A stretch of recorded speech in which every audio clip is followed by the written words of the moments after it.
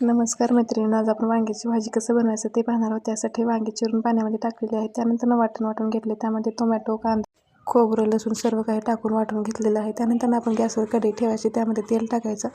तेल टाकल्यानंतर मध्ये जिरे मोहरी टाकून तडतडू द्यायचं व जे आपण वाटून घेतलं होतं ते वाटण टाकायचं आणि त्याला परतायचं। बघा, वाटण टाकलं आहे, छान असं तेल सुटेपर्यंत त्याला परतून घ्यायचं। चॅनलवर नवीन असाल तर चॅनलला सबस्क्राईब करा आणि व्हिडिओला लाईक करा आणि कमेंटमध्ये नक्की सांगा की तुम्हाला पुढील रेसिपी कोणती पाहायला आवडेल ते। तर बघा, हे आपल्या इथं आता रोजच्या वापरातील मसाले टाकायचे। 2 चम्मच लाल तिखट, 1 चम्मच काळं तिखट आणि हळद आणि चवीनुसार मीठ टाकून त्याला परतून घ्यायचं, खालीवरी करायचं। तर बघा, छान असं मिक्स करून घ्यायचं। मिक्स करून घेतल्यानंतर आपण त्यानंतर परत त्यामध्ये वांगे टाकून खालीवरी करून घ्यायचं। तर बघा, मी अगोदर वांगे चिरून पाण्यामध्ये टाकलेलं आहे। तर काही जण काय करतात, अगोदर धुतात मग परत चिरतात, पण ते वांगे काळे पडतात म्हणून मी चिरून पाण्यामध्ये टाकलेले होते।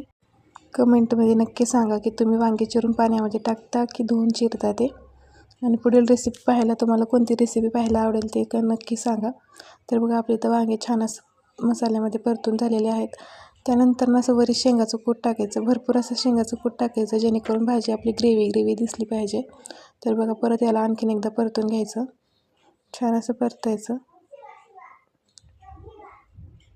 त्यानंतर त्यामध्ये पाणी टाकायचं, पण ते पाणी अगोदरच कोमट करून घ्यायचं। थंड पाणी जर आपण टाकलो तर भाजीची चव बदलून जाते। तर बघा, यामध्ये मी घरकुल मसाला टाकलेला आहे, तुम्ही पण टाकू शकता।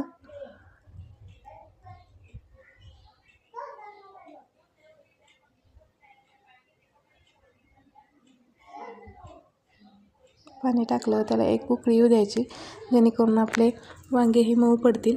अशा प्रकारे तुम्ही एकदा बनवून बघा, भाजी अतिशय छान लागते। कमेंटमध्ये नक्की सांगा।